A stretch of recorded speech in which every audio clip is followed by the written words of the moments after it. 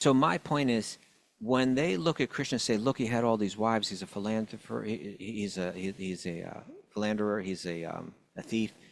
We He's say, a liar. if you're going to understand him, you have to come beyond the world of wrongdoing and right doing. You won't understand his fullness. You need to understand his fullness to understand what's going on here, right? That this Krishna, when you know what it's kind of like, Raghunath? What? It's like trying to explain, like you try to explain. Krishna had 16,108 wives. Krishna had unlimited gopi girlfriends. But you don't understand who he is. You brought him down to your level and you're judging him. If you had 3 girlfriends, Kaustubha, I'd be like, what the hell is your problem? What's the matter? And you would be completely right in saying that. But if they were created of my own energy, and if I lived inside their heart, and if I had none of the flaws of a normal human being, then there would be nothing wrong with it. So we've just had 9 cantos explaining who the Supreme Personality of Godhead is. Exactly. Now we're entering into a realm of, okay, we're going to take this one step further. Right. God is also a little baby. And God he's a thief, he's a liar, and he has unlimited girlfriends. Okay. But every time he's doing this, he's doing nothing but giving pleasure and benefiting everyone, even when he kills them. Right? Hold it. Why is he killing all the time? His killing, it's like this. Let's say you bring a child to like you're going to the doctor, and you bring the child along, and then the doctor takes out a needle, and it's just about to stick it in your arm, and the child's like, hold it, no, this is terrible, because the child's been trained to understand that sharp objects and sticking them into someone's body is a bad thing. Cause pain. Why would mom make me do this? And suffering. So the child is saying, stop what you're doing. This is wrong. But the child has this very limited perspective, right? And when we see, the child can't understand that what the doctor's doing is benefiting the parent. When we look at Krishna that way, he's killing, it's wrong. It's this childish, very narrow. If you're going to approach this and judge it, if you're going to judge it, then you have to open yourself up to the commentaries of the great acharyas on this and give it a thorough investigation, and after the thorough investigation, see if you can criticize it in the same way. But it's pointless for you to criticize it until you've heard it out. We're going to see Krishna lie, steal, cheat, ultimately kill. But we'll also see... It's great! His lies. But everything that he's doing is benefiting everyone. Yeah. And he's doing it in the most adorable way. Om Namo Bhagavate Vasudevaya. Om Namo Bhagavate Vasudevaya. Om Namo Bhagavate Vasudevaya.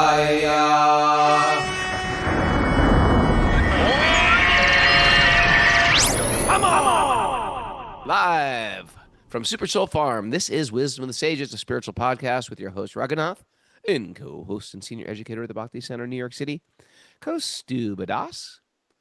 It's Monday, August 18th, 2025. This is episode 1657. Right. Welcome to the show. Welcome, everybody. Happy Monday. And what a weekend it was. You had a good weekend? I took my little son to New York City for Krishna's appearance day. Yeah. And then I somehow roped my mom into it too. My 99-year-old mother, ish. She's 99 in November she'll be 99. So I'm rounding it up to 99 at this point. But my mom, it was great. No, she's got this new wheelchair because she can't walk very fast. Yeah. So I strapped her in this wheelchair.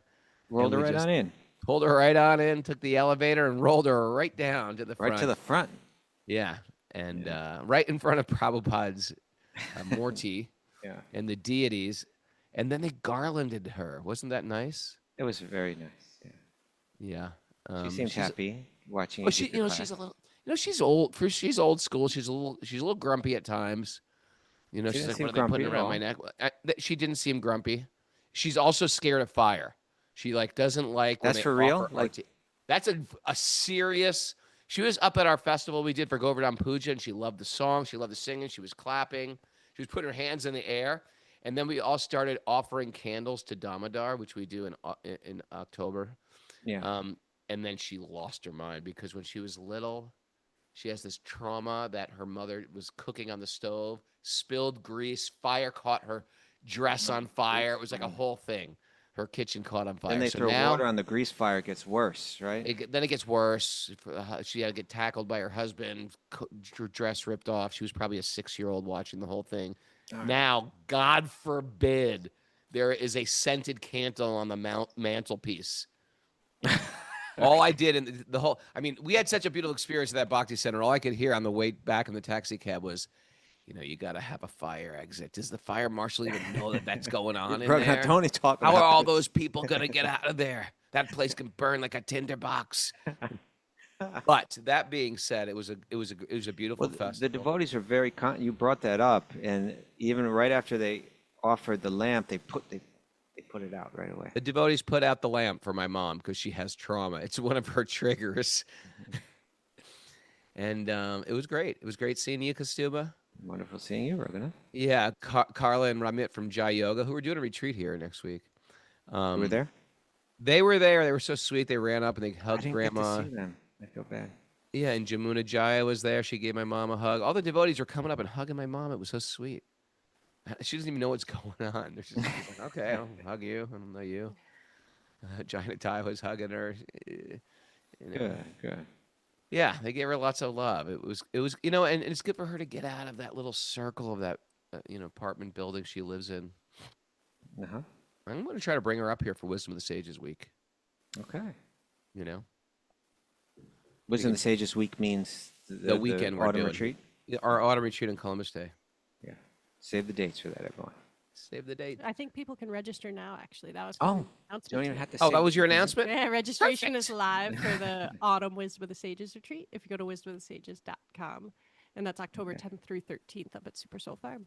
I got an announcement too, Mara. Tell Well, I us, got an Kaustubha. announcement too. Go. See, You go Raghunath, first. it's not a competition. I'm trying to tell you. It's not. It is. This Friday, save the date, from 5:30 to 7 p.m. Eastern time, I'm going to be doing a Chaitanya Charitamrita reading. I'm going to make this a thing. All right, you're And doing things now. Okay. Well, you're doing things too. We can all do things, right? We're filling in those gaps because we're going to be doing less shows a week, but we're going to be doing. It's actually going to be more. You and I were discussing this. Yeah, right? it's more. It's actually more.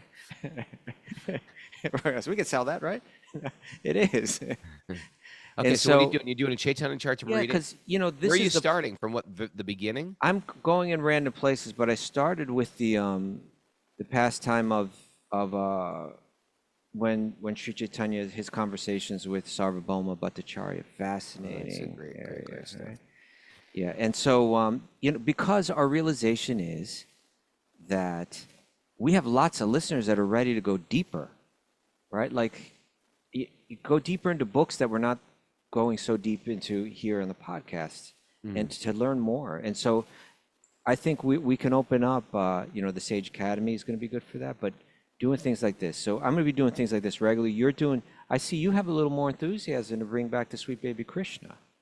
Well, especially with Janmashtami, and we were reading anyway. So, but yeah, But I think I can we'll do keep some that evening going, right? readings too. How do people listen to So that'll be for thing? Circle members, for Sage Community Platform members. Okay, so you got to be Sage Community Platform member, which means you're a supporting member financially. You give us a little something. Yeah. Helps keep our boat floating. And we'll announce it again, but that'll be Friday, this coming Friday, at 5:30 p.m. Eastern time. From 5:30. So they do that by going to wisdomofthesages.com, registering as a monthly donor. I think the minimum is $5 a month. Not bad. People, you can't get a cup of coffee now in New York City for less than $5. You sure? One cup of coffee It's for the because month. you attend these These high-end fancy Brooklyn places. Yeah, if you're going to Delhi, you're going to get it for, I don't think it's So going you to go cost to you $5. Delhi. Yeah. I'm not saying go to Delhi. Go to a Delhi. Oh, go to a deli. Or go to Delhi. New You Delhi. can get chai right on the Get a street for good nothing. price too. People are saying my mic sounds weird again. You thought I was just fault finding. I wasn't. I don't Anyway, know I what think to it do. sounds okay now. All right. Well, Martine says yes too. Okay. That's the announcements, All right? And that's, you got an announcement. He got an announcement. I'm gonna stick with my announcements. My I think I have one space left for India, October 29th. If you're interested, let me know quick. Okay. Right. Ready to get into the nugget? Nugget time. Yes, madam. Anything else you want to announce about your exciting weekend? Did I tell you what I got Mara for Christmas? For her birthday? Birthday. No, I don't think you did. You usually have been going for high-end jewelry, I notice. Pearls and gems, precious This is gems. astrological jewelry. No, I got her most cherished gift, which I get full benefit from. Oh, the stove. Yes. Gas stove. So good. I got her a gas stove. She doesn't ask for, the woman doesn't ask for anything, but I got her a gas stove because we only had an electric stove.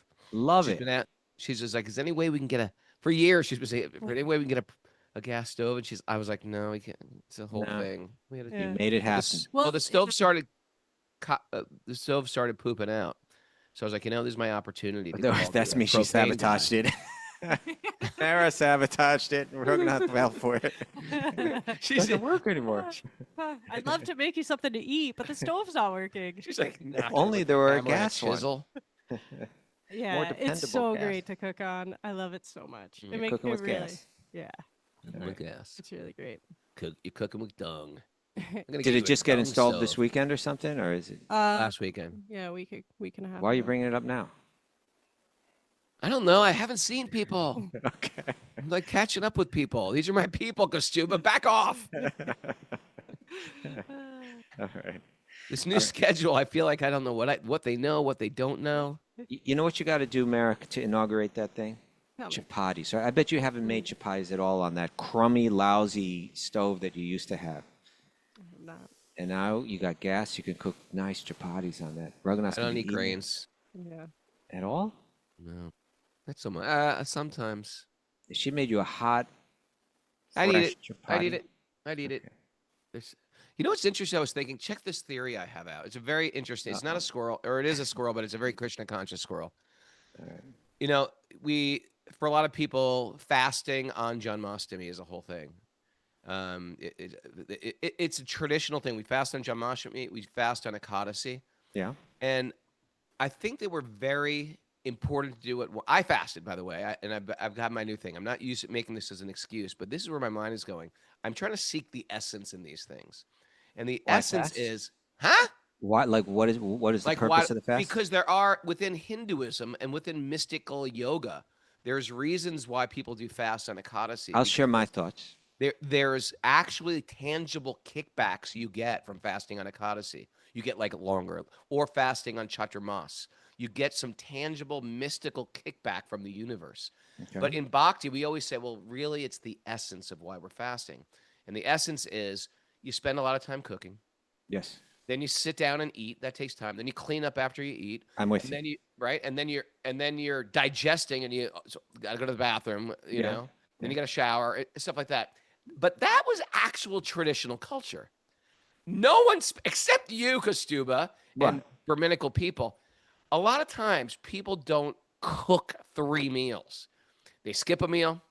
They eat Nowadays. a bar. They have a bowl of cereal or a bowl of overnight oats. It's like cooking's not a big process. In India, it's a whole day affair. Like the Indian mothers, they're in the kitchen all day long. Yeah. Nowadays, it's not consuming that much time.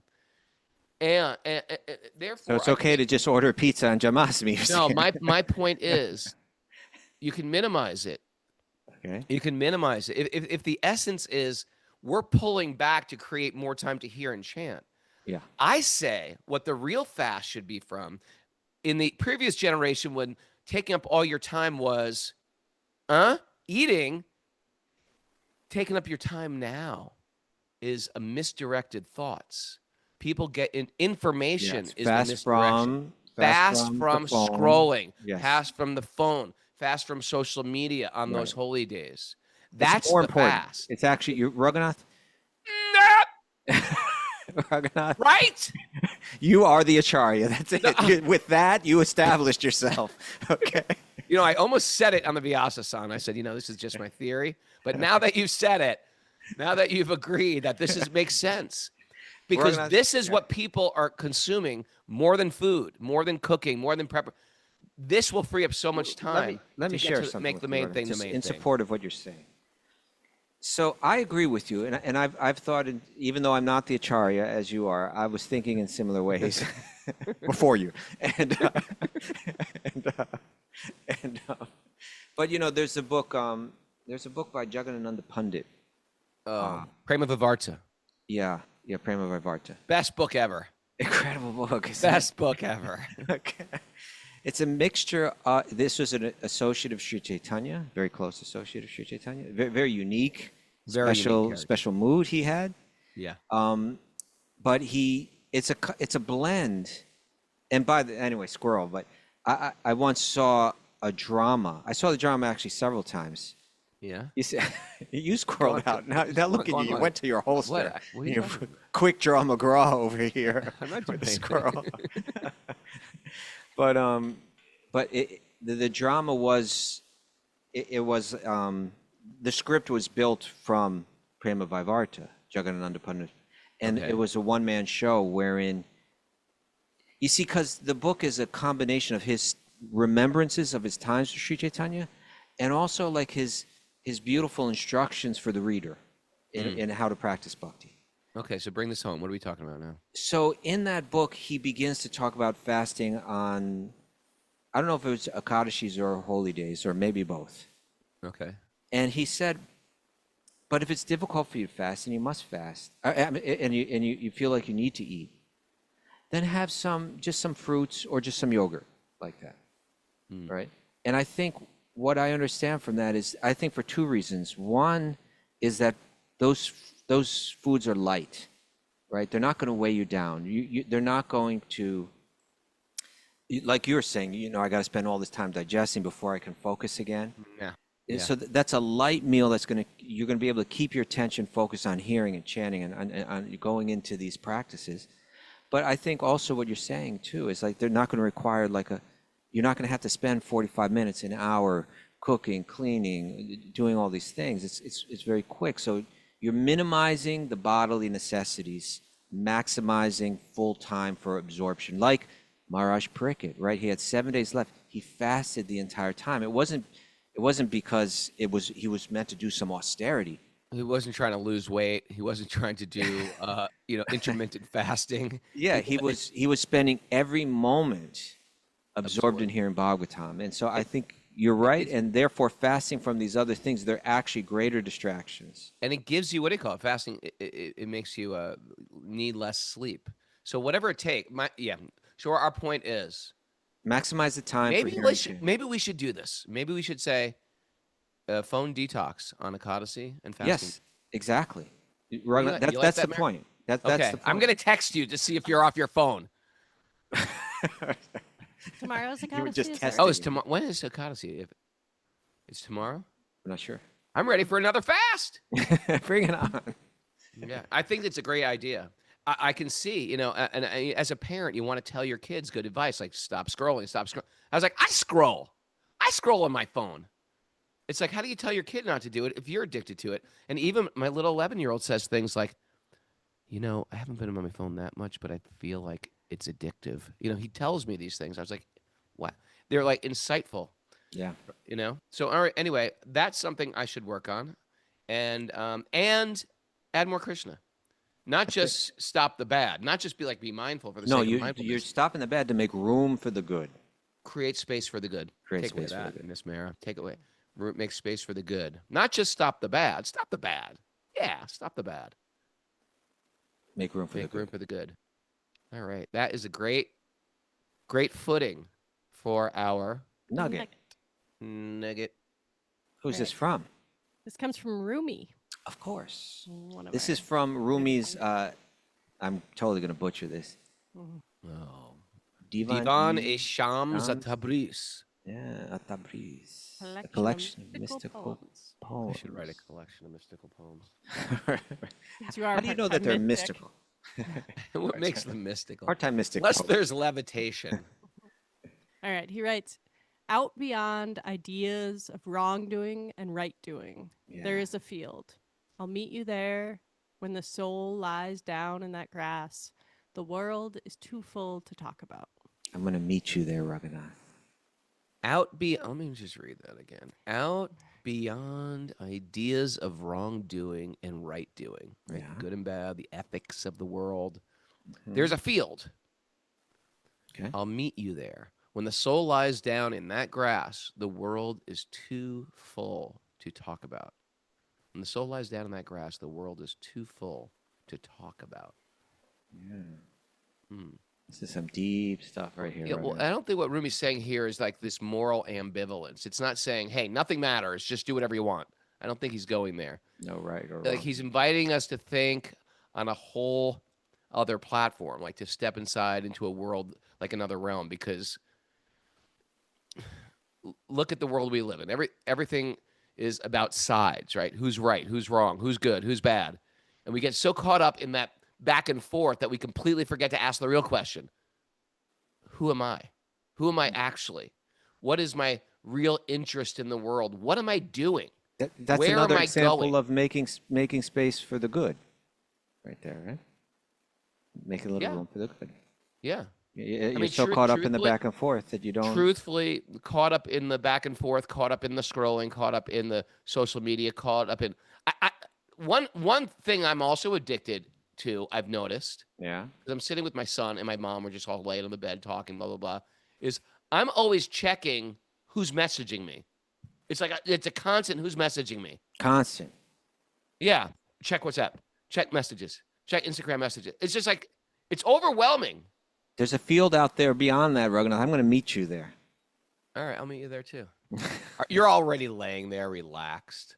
Hundreds of squirrels just hanging out with you, sleeping, eating pakoras. I've been waiting for you, Raghunath.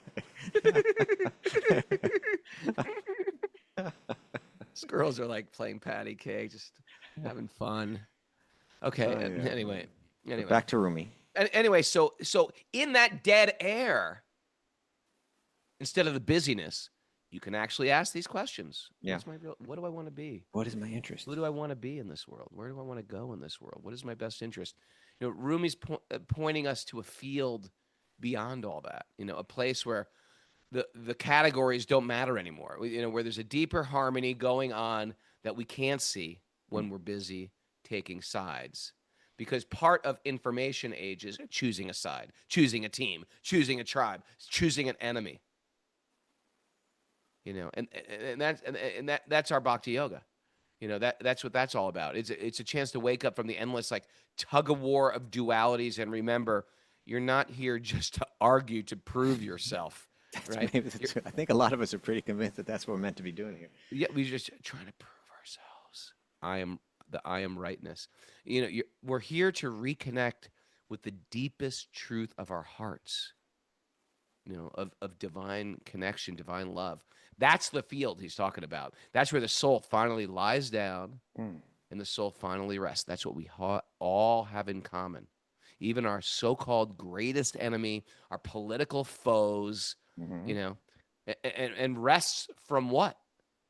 Right? From the battles we're fighting every day, from all the noise, all the distractions, all the anxieties that just beat us down and wear us down, either like a drop of water on a stone or just like gushing fire hoses of water on a sandcastle, right? Yeah. Anyway, it's like because we're moving around this world with these blind, selfish interests, which is like we're grasping, competing. Rumi's saying there's a place where none of us have those blind, selfish interests anymore. And when we all lie down together, and when all the so-called right sides and wrong sides, all this endless self-distractions of this world, they all get exposed for what they actually are. These are petty. They're meaningless. They're temporary. We're not going to be able to even fix them in our lifetime, silly. Like they're going to be going on. You have, right? And we finally taste what's real. And we can embrace each other. Oh, It's where you and me just embrace. On that field. You're like, I've been in the field for a while now, Raghu. Come I on. said I would meet you here. I've been waiting. You've been waiting in the field. What do you think? What do I, think about that? you know, I've heard this. I've heard the first two lines of this many times. I've seen them quoted, you know, in Instagram pages or whatever. Out beyond ideas of wrongdoing and right doing, there's a field. I'll meet you there. Right. And I also get it that particularly in the current political context, when that kind of talk triggers a lot of people to immediately say, no, no, no, you just want to spiritually bypass everything and not deal with the wrongdoings and the right doings. No, we need to correct all the wrongdoings. And if you're not doing that, you are wrongdoing. And I agree with you that I don't think he's speaking about moral ambivalence. What he's speaking about is, if we all slow down for a second, we might realize that there's a whole higher platform to think on, that there's a reality that's beyond the tug of war that we're stuck in this world. And if we actually started to encourage people to think this way, it's this type of thinking that's going to solve all the problems, like all the wrongdoings. Right. And so he's calling us to think about that, to think about think about a realm wherein we don't have petty self-interest, where we're beyond that fear, where there's no longer questions of wrongdoing and right doing, because we're all operating harmoniously, around truth. Mm. And so you have these spiritual traditions that are, if you really understand where they're going, if you could take the religious or the spiritual tradition and just keep it right on the we're right, you're wrong platform. Or you could look at them all and see them all, that there's a deeper calling in them all to try to rise above this world of relativity, the world of duality, the world of dualistic thinking. In the Upanishads and in the Vedic literature, this is a really important theme, like duality. What Bhagavad Gita, everyone's born into this world, born into desire and hate, right? In other words, born into... How do we escape duality? That's attraction and repulsion, there's this constant back and forth, and deep thinkers in so many spiritual traditions have understood that there's a platform of awareness that's beyond all these. And we need to try to let go of our attachments in this world to come to that level of thinking. And there's a peace there, right? There's a tranquility there. And again, we always like to state this, from our platform as Bhakti Yogis, that tranquility is the place from where you can begin to enter into a whole nother realm of spiritual, you could call it duality, but spiritual variety. Let's say it that way. And then he says that when the soul lies down in that grass, the world is too full to talk about. All the crap about this world that we're constantly busy talking about, it will be a dream. It's almost just like if you had a really silly dream, there's no point in talking about it. You just, what the hell was that? And you move on, right? And it's kind of like that. This fullness, again, like so much of spiritual thought is talking about trying to achieve this level of fullness where you're not fragmented, where there's a sense of oneness, a wholeness in oneself, and recognizing the wholeness of everything that exists. And that's where the Upanishad starts, right? Om pūrṇam arahā pūrṇam idam. That the supreme, absolute reality is whole and one. And then it makes this unique statement, and that everything, what is it? Pūrṇat pūrṇam udachyate. And other wholes emanate from that whole. And that's us. Other whole units emanate from that whole. Mm. And when you really sense all this, you realize your connection with everything and everyone. And there's this kind of peace that like Rumi seems to be kind of like pointing out. And Prabhupada, he wrote in his commentary to that invocation in the Upanishad. He gives such a brilliant commentary on it. And he says, all facilities are given to the small complete units, namely the living beings, to enable them to realize the complete whole, to realize God and the universe and their place in it and all that. All forms of incompleteness, good, bad, this is right, this is wrong, this needs to be corrected, that, all forms of incompleteness are experienced due to incomplete knowledge of the complete whole. That's such a profound line, right? It is. Right? Rumi's talking almost like about, a Zen koan, but it actually makes sense. It's really, all forms of incompleteness are experienced due to incomplete knowledge of the complete whole. When you realize the complete whole, then, as Rumi's saying here, you lie down in that grass and the world is too full to talk about. The world that you're experiencing is so full that this world of temporality is just, it's petty, it's meaningless, it's you've transcended it. And we can transcend it in this world if we learn to think that way. And these texts are meant to help us come to that platform. And there's one more thing I want to share about this and connect it to what we're going to read today. Tell me. We're going to start to read about little baby Krishna. Sweet, adorable little baby Krishna. He's going to become a thief. They see that captures Raghunath's attention. The very fountainhead of morality and ethics and right choices. You're saying is a liar and a thief? So he lies, he thieves. I remember when my I'm 6 out of 7 kids. So when I got into bhakti, I already had older sisters and older brothers. Okay. And one of my sisters complained. She's like, I was like, it's all the same. There's one God. And my sister was like, there is not. No, there's difference. Your God is different. Your God is different. I was like, what do you mean? He goes, your God is a philanderer and a thief. That's what they say. That's what they say, because that's what Krishna appears on the outside. Krishna owns everything. He doesn't take, like, if Kaustubha takes my bicycle and I take it back, I'm not a thief. It's my bicycle, right? Well, our point is when people start to especially you get it Christians, right? Because like the British took over India, and when you take over these people, you got to say we're superior and you're inferior, and all of your ideas are inferior, and all of our ideas are superior, and your God is bad. Try to find what we have in common. Yeah, it's these conversion tactics, and they're very difficult to work in India. They work in cultures all over the world, but they didn't work in it. It's something. It's very the whole background was too profound and deep. They had to actually say, yeah, that language that they have, the Sanskrit language, is so incredibly brilliant. We must have invented it. Right? That's what and they get this Aryan invader theory, right? That that the Sanskrit language came from Europeans who had come to. Come on, man. And even if you go to these Christian churches in India, it's very similar to pujas. The pujas and the worships. It's very. It's hard to take it out of them. It's hard to take it out of Hindu culture. So my point is, when they look at Krishna and say, look, he had all these wives, he's a philanderer, he's a philanderer, he's a thief. We say, he's a liar. If you're going to understand him, you have to come beyond the world of wrongdoing and right doing. You won't understand his fullness. You need to understand his fullness to understand what's going on here, right? That this Krishna, when you know what it's kind of like, Raghunath? What? It's like trying to explain. Like you try to explain. Krishna had 16,108 wives. Krishna had unlimited gopi girlfriends.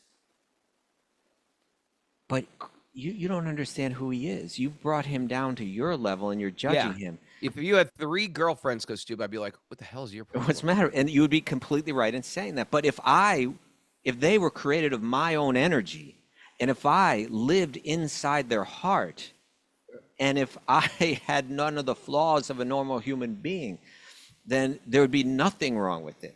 So we've just had 9 cantos explaining who the Supreme Personality of Godhead is. Exactly. Now we're entering into a realm of, okay, we're going to take this one step further. Right. God is also a little baby. And God he's a thief, he's a liar, and he has unlimited girlfriends. Okay? But every time he's doing this, he's doing nothing but giving pleasure and benefiting everyone, even when he kills them. Right? Hold it. Why is he killing all the time? His killing, it's like this. Let's say you bring a child to like, you're going to the doctor, and you bring the child along. And then the doctor takes out a needle, and it's just about to stick it in your arm. And the child's like, hold it, no, this is terrible. Because the child's been trained to understand that sharp objects and sticking them into someone's body is a bad thing. Cause pain. Why would mom make me do pain this? And suffering. So the child is saying, stop what you're doing. This is wrong. But the child has this very limited perspective, right? And when we see, the child can't understand that what the doctor is doing is benefiting the parent. When we look at Krishna that way, he's killing, it's wrong. It's this childish, very narrow. If you're going to approach this and judge it, if you're going to judge it, then you have to open yourself up to the commentaries of the great acharyas on this and give it a thorough investigation. And after the thorough investigation, see if you can criticize it in the same way.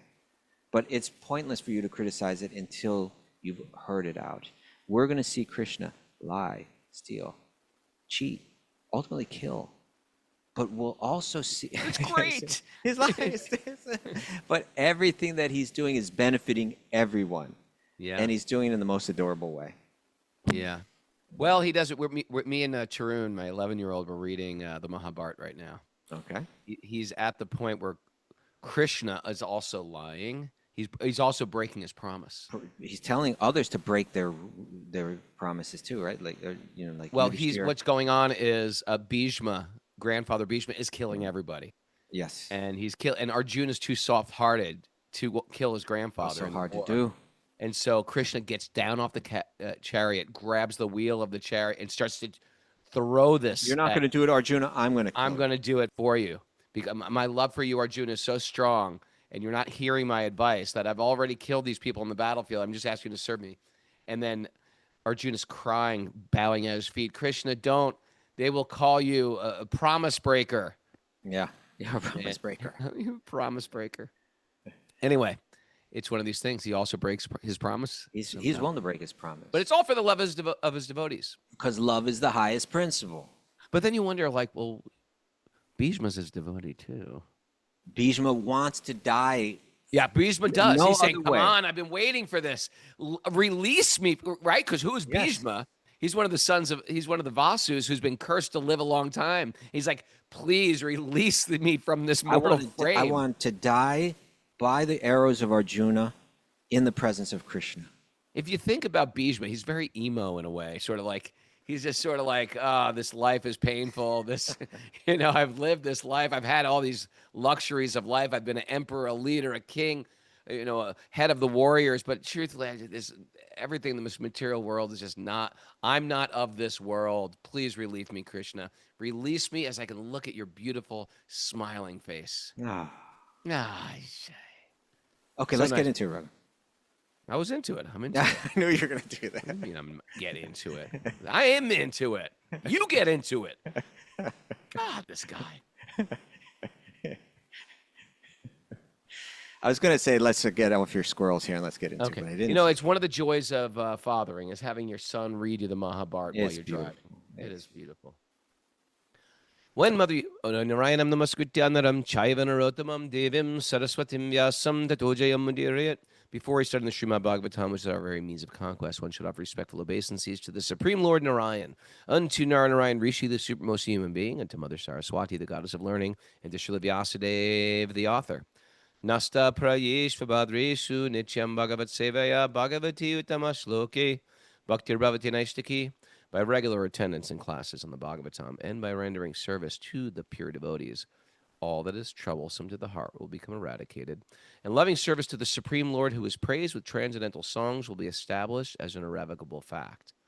Om Agyana Timarandasya Gyananjana Shalakaya Chaksurun Madatamnena Tasmai Shri Gurave Namaha. I was born in the darkness of ignorance. My teachers are opening my eyes. With the torchlight of knowledge, I offer my obeisances at their lotus feet. Reading from the Srimad Bhagavatam, Canto 10, Chapter 8, Text 25. Things start to get real cute here. Really adorable here. Now, when Mother Yashoda and Rohini, right? So Rohini is the mother of Balaram. Yashoda is the mother of the foster mother, right? Of Krishna. As far as because they're concerned, she's the mother. Yeah, she gave birth to Subhadra. The children were switched, and now she's like, this Krishna's my son. They're living together with Nanda Maharaj. When Mother Yashoda and Rohini were unable to protect the babies from calamities threatened by horned cows, Very dangerous. right? By fire, by animals with claws and teeth, such as monkeys, dogs, and cats, and by thorns, swords, and other weapons on the ground, they were always in anxiety. Little Krishna. And their household engagements were disturbed. And at that time, they were fully equipoised in the transcendental ecstasy known as the distress of material affection, for this was aroused. Not material. Oh, it is material. There's It is just for material affection. For this was aroused within their minds. So we Okay. get it. If you have a child, sometimes if you have a toddler, they get to this point, especially if you live where we live, and if you can't find the toddler, it's like what? What is it? They like toddled away, and it's like distress. Every bit of distress, there's like a release in your body of like, what is it? Anxiety juice. What comes out of you? Like cortisol. Something of a stress release. Put it in the message board. Somebody, I don't know what it is. The opposite of the dopamine. Yeah, it's the opposite. If you're freaking out, and that it creates anxiety. Adrenaline. Thank you. Okay, it creates complete anxiety, fear, overwhelm. What ifs? Turbo scenarios. What could happen to my child? But this, as directed towards Krishna, is this maternal affection, which is now arrived. It's getting her more and more God conscious. Yeah, it actually uses the word anavastitam, which is translated as equilibrium, which is like, it's framing it in a yogic language, right? It looks like a mother in anxiety about her child. It's actually the deepest yoga. Yeah, we got to understand she's not an complete ordinary absorption person. in the absolute truth If in you the could Pada Brahma. If you could think of like, what is the perfection of yoga? What is the highest transcendentalist? What is self-realization? She's in it. That's it. And distress for her is different than our. We're reading this story like we lost our kid, like our kid is being threatened. Yeah. But what's happening is an instance is going to happen that's going to put her towards this type of ecstasy. Okay. O Please King, continue. O King Pricket, within a very short time, both Rama, that's Balarama, and Krishna began to walk very easily. They're toddling easily in Gokula on their legs by their own strength without the need to crawl. Thereafter, Lord Krishna, along with Balaram, began to play with the other children of the cowherd men, thus awakening the transcendental bliss of the cowherd women. Okay? This is another type of yogic ecstasy. Yeah. Just like we have it when we see little toddlers going to a nursery school and they're playing nicely. We're like, oh, how nice. That gives a little bit of joy for the parent. Imagine this in the highest realm. The object of a yogi's meditation. Yeah. Sri Krishna here is now playing with another child in the spiritual. It's like you can't even imagine the bliss. The bliss. Because with all our bliss, there's a downside of distress, huh? Yeah. There's always a downside. Okay, now the children are fighting. One bit the other child. That happens too. The biter. It doesn't happen. My wife would say, she was a teacher in a Montessori school, and every now and then, a child would bite another child. Oh, biter. Like there's a whole policy how to deal with a biter. With a biter. We got a biter. Yeah. So at the beginning of Bhagavatam, the question was asked: why would Shukadev Goswami, this completely otherworldly yogi, who's on the highest level of detachment, why would he take interest in hearing these stories? Little Krishna's running around, toddling. His mother's feeling all sentimental about it. No. This is the highest platform of yoga. Okay. Observing the very attractive childish restlessness of Krishna, all the gopis in the neighborhood, to hear about Krishna's activities again and again, would approach Mother Yasoda and speak to her as follows. So this is some far out stuff, right? They're also yoginis in the same way, absorbed in Krishna. They're always talking about him. They can't stop thinking and talking about Krishna. They're coming to now. You got to picture Mother Yashoda now.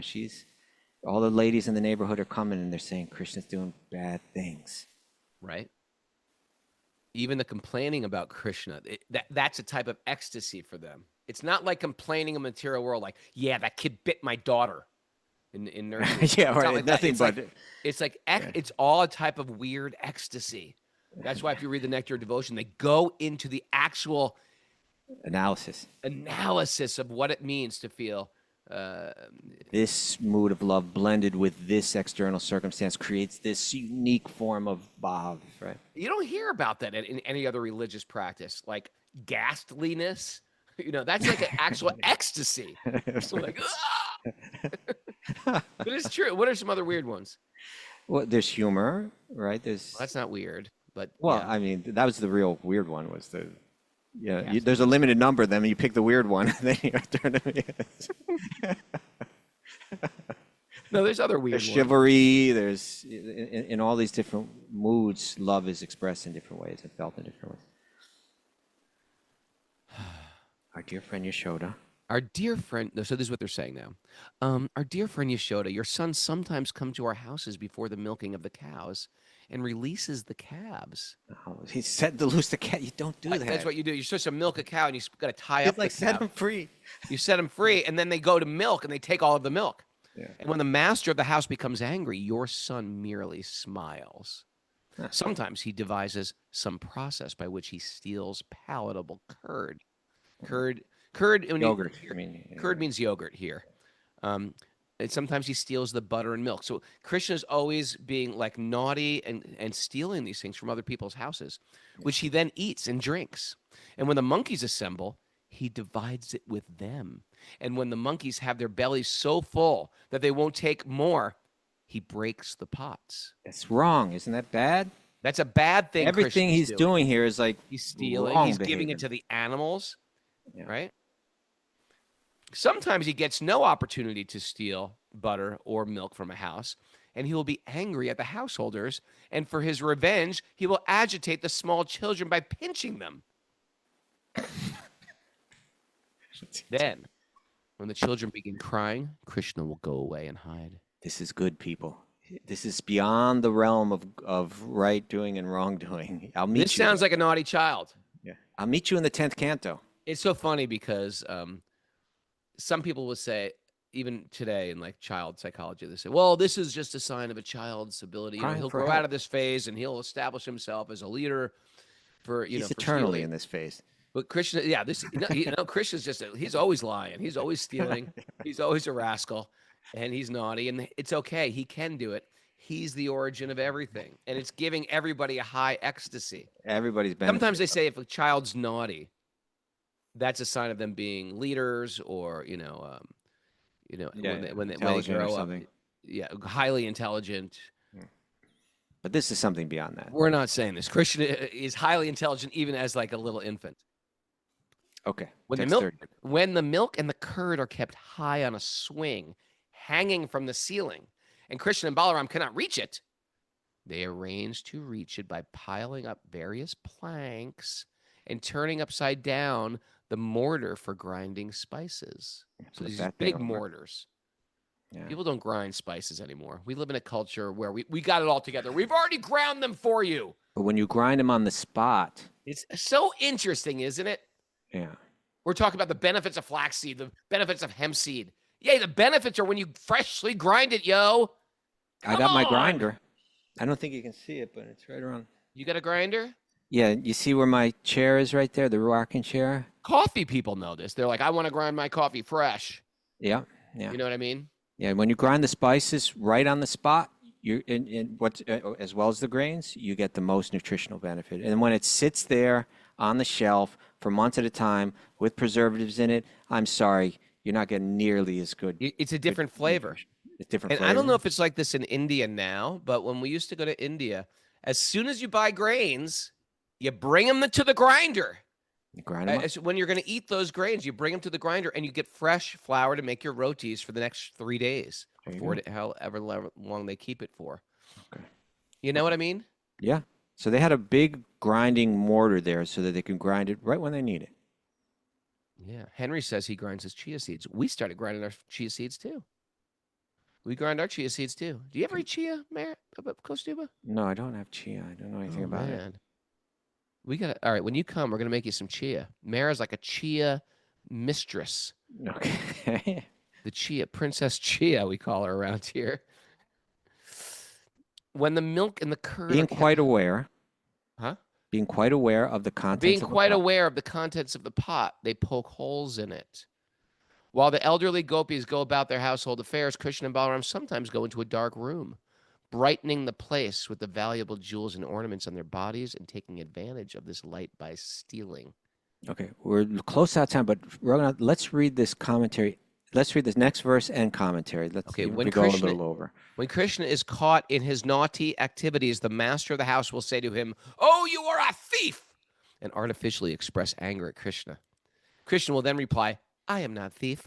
You are a thief." It's like it doesn't make any sense at all. But it's so adorable. It's like, you're the thief. What? Everybody. That's what these politicians do. As soon as they get caught doing something, they just blame someone else for doing the exact same thing. It's so funny. I'd sometimes ask my guru and go to Vrindavan because sometimes you see these Mayavadis in Vrindavan. And I'd say, why would these impersonalists come to Vrindavan if they don't believe that Krishna is the absolute truth? Why do they, if they believe that the absolute truth is just we're all one with God and there's all light, they'll say, why do they come to Vrindavan? And the answer was because Krishna is so attractive. Everybody's attracted. Even the impersonalists are attracted to Krishna. Right. I am not a thief. You are a thief. Sometimes being angry, Krishna passes urine and stool in a neat, clean place in our house. It's so wrong. It's so That's wrong. so right. Like if I did that, Kaustubha would have a fit. That would be really wrong. But if Krishna did it, it's like, okay. But now our dear friend Yashoda, this expert thief, is sitting before you like a very good boy. Now you have to imagine, all these neighbors are surrounding Yashoda, and they're all complaining, saying, Krishna's stealing, he's doing this, he's doing that. And sweet little baby Krishna's there, and he just looks as innocent can be. He just looks as sweet, you know. All the cowherd ladies and cowherd men are having an intervention. And he's sitting there, he's done all these things. But when you look at him, he's like, how could that sweet little boy do anything wrong? By now. Sometimes all the gopis would look at Krishna sitting there, his eyes fearful, so that his mother would not chastise him. And when they saw Krishna's beautiful face, instead of chastising him, they would simply look upon his face and enjoy transcendental bliss. The wind in their sails about this whole, he's stealing, he's doing, they just lose it when they look at him. They're just like, oh, just steal. He's Mother steal. Yashoda would mildly smile at all this fun, and she would not want to chastise her blessed transcendental child. He's just smiling. Oh, he's so sweet. Yeah, maybe it's true, maybe it's not. I don't know. But whatever. He's adorable. Let him get away. It's just like beautiful people get away with stuff. He's got that thing. Right? He's like beautiful. Krishna's business, here's the purport. Krishna's business in the neighborhood was not only to steal, but sometimes to pass stool and urine in a neat, clean house. Even if an adorable kid did that, that would not be adorable. But when Krishna does it, it's a little adorable when a little baby does it. But no, not for me. It's not. Maybe you parents. Parents, you know, they cut some Not slack. at all toddler. adorable. All right. When caught by the master of the house, Krishna would chastise him, saying, "You were a thief." You are a thief. Aside from being a thief in his childhood affairs, Krishna acted as an expert thief when he was young by attracting young girls and enjoying them in a rasa dance. Seems so wrong. It's so wrong, but so right. This is Krishna's business. He's also violent. What? The killer of many demons. Although mundane people like nonviolence and other such brilliant qualities, God, the absolute truth, being always the same, is good in any activities, even so-called immoral activities like stealing, killing, and violence. Krishna is always pure, and he is always the supreme absolute truth. Krishna may do anything supposedly abominable in material life, yet still he is attractive. Therefore, his name is Krishna, or all attractive. This is the platform on which transcendental loving affairs and services are exchanged. Because of the features of Krishna's face, the mothers were so attracted that they could not chastise him. They tried. Right? Yeah. So Krishna's got like the gold standard here of beauty. Everything people say, well, it's all relative. It's not. There is a standard of absolute beauty. And he's got it. And he's got it. It's the gold standard. Instead of chastising him, they smiled and enjoyed hearing of Krishna's activities. Oh. Thus, the gopis remained satisfied, and Krishna enjoyed their happiness. Therefore, everybody was happy. Yeah. Therefore, another name of Krishna is a Gopi Jana Vallabha. Oh, it's a good name. Right? The lover of the gopi girls, the gopi janas, right? The gopi ladies. Mm-hmm. He invented such activities. Why does he do this? He just invented them to please them. Oh. It's wonderful. All right, we're going to stop there. Okay. It's 8:01. Miss Mara, important takeaways that we can carry with us throughout the day. Yep. The real fast should be from scrolling. Mm-hmm. Kaustubha, stay focused. Maximize absorbing your mind in Bhagavatam. Maximum. Yes, that's why. That's why. Create space for the good. Make a little space, Raghu. God is a sinner. Mm-hmm. Mm-hmm. There's a field beyond the constant messages. There's Yeah, a that's right. field behind. Go to that field. We can't see harmony when we're choosing sides. No. Now, Wake up from the tug of war of dualities. wake up. Steve Jago. Jeez, wake. I have like trigger warning when someone says Jeev Jago. It's such a beautiful song, but that was They're probably shaming you. that was the alarm clock in the ashram. Like 8 brahmacharis Jeev walking Jago. in, playing that gong, saying up, Jeev sleepy soul." Jago, Jeev Jago. It's like, like it was sort of like a wake up shame alarm clock. Like, you sleepy little monster. I'm already awake. I'm already You're awake. I'm not. dressed. I'm showered, and I'm playing a musical instrument. It was mixed between they're doing a sweet service and shaming you. Okay. Realize your connection to everything and everyone. Realize it. It's a shame train, isn't it? Because then I Shame train. became the shamer. Wake up! I'd look at Christian Chaitanya, our bass player in shelter, be like, "Wake up! You can Wake always up. turn and shame the next person. Shame the next person." That's how these shame chains work. A bloodline of shaming. And I got an and. oh, You got an and too? God is a sinner? Let's hear your and, and then Okay. It's who's see if it's the okay. same one. It's not a competition, but let's say whose and is better. Okay. Mara. and Krishna is beyond the realm of naughty. I'll meet you in the 10th canto. Mine was very similar. Oh, Sorry. okay. 1 second. Mine was. You got the echo thing going. Yep, there you go. Say it. Mine was out beyond ideas of wrongdoing and right doing. There's Goloka Vrindavan. I'll meet you there. Oh, that's beautiful. Something. It It's not a t-shirt, but I like you. wasn't meant to be a t-shirt. Thanks, everybody. Thanks, Kaustubha. Thank you. And thanks for joining us on Wisdom of the Sages. We're back tomorrow at 7 a.m. Lots of cool offerings. Help this boat continue to float by going to wisdomofthesages.com, being a supporting member. Starts at $5, but you could do more. There's a lot of people that do $108. There are. Yeah, Yes. But you can do whatever you want. I mean, if you're, yeah. You know what you can do? You can swear off Starbucks and just contribute $108. Whatever I'm spending on my Starbucks card, I'm just going to give to Wisdom of the Sages. Or you could just give the minimum, and that means something too. Thank you very much. Sage Community Platform member. Don't forget the Wisdom of the Sages retreat. I want to see everybody there so we can hang together, hold hands, dance in a circle. The dates for that are Columbus Day weekend. Some people don't call it Columbus Day. They call it something else. Indigenous People Day. What weekend is that? October 10th through wisdomofthesages.com. Yes. Can't hear you, man. Go to wisdomofthesages.com to register. We're not doing Chant Camp this year, so if you're planning on going to Chant Camp, Come to this instead. come to Wisdom of the Sages, and we'll do some chanting. I'm going to try to get my mom there, too.